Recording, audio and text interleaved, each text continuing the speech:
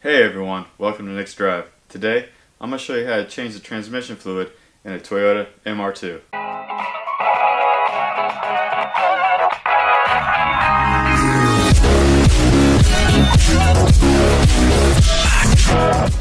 Hey everyone,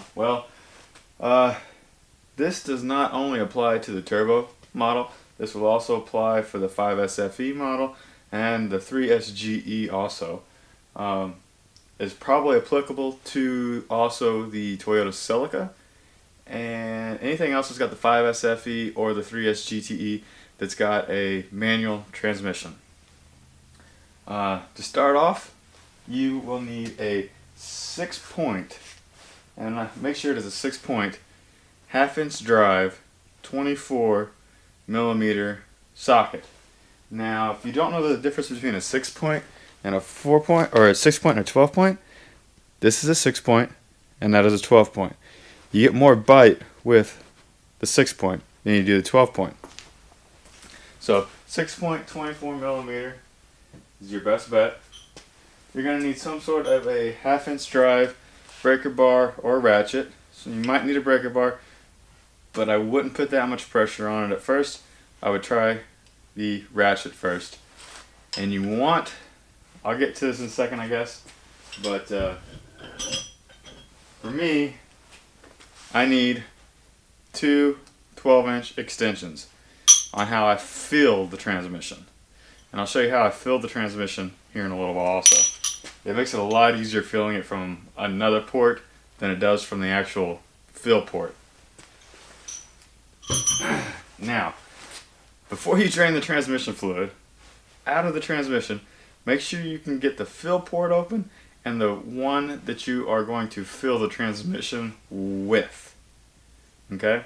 That is very, very important because you're going to want to make sure you can get new fluid in there before you take the old fluid out. Another tip would be to warm the transmission fluid up before you drain it. Now, I'm not actually going to drain the transmission fluid out of my car today. I'm just going to show you how to do it, because the transmission fluid in this car has probably got 3,000 miles on it, so there's no need to change it. Now, as for the type of transmission fluid, 7590 is what I use in my car, and it's what I have used for years. I've used Redline. I really like Redline, but I became a one of the pro dealers, not the pro dealers, but I get the wholesale price for Amsoil. So I've been using the Severe Gear, I think Severe Gear from Amsoil. I'll go ahead and I'll link it down here in just a second and show you exactly what I use. To get to the fill hole I use, it is up here on top of the transmission. It makes it so much easier to get to. Now, something I failed to mention earlier that you will need one of these for the transmission. It's a long tube with a funnel, and makes it so much easier to put transmission fluid in these cars. Don't use just a regular funnel. I think this is $5 to $10. It's very useful. So go out and purchase yourself one of these. To get to it, I take easier. You can just pop this out of there. I got my boost controller hoses here. Move those out of the way. But it is right, well, I'm not going to get those out of the way very easily, I guess. It is right down, straight down, right here. So, to pop those off, that's where my two extensions come from. You'll just sit this down into there. I'll show you where it's at. And that's how you get it off. So let me show you where it's at. Here's exactly where it is at. You're going to come down through here, and you're going to see this with a little cap on it that can turn to the left. But right here, that is what I use to fill my transmission with. So make sure that breaks loose, and then you're going to make sure another one of these breaks loose too. I'll show you that here in a second. Now what you're going to do before you do that is jack the car up. because now you got to get under it. Okay, so trying to use the tripod under the car didn't really work, so I'm going to do this free-handed. You have the drain hole right here. That's where you'll drain it from, okay? Do not pop this one loose just yet. So we're going to back up here, and we are going to come up here and look at this one right here. My thumb's at, okay? If you look and see where I'm at right now, there's that little spot there. You come up on the front of the transmission, you'll see this one right here. This is technically the fill hole where my thumb's at, okay? You're going to want to make sure that one breaks loose, and you can see how it's somewhat rounded off. Actually, you can't tell on the camera, but you can tell here in real life. That is the effect of using a 12-point versus a 6-point. So use a 6-point on them, works wonders. Replace the bolts, that's also a good thing, and also replacing the crush washers. I'll put a part number. I put a part number in the beginning of this video, so check that out.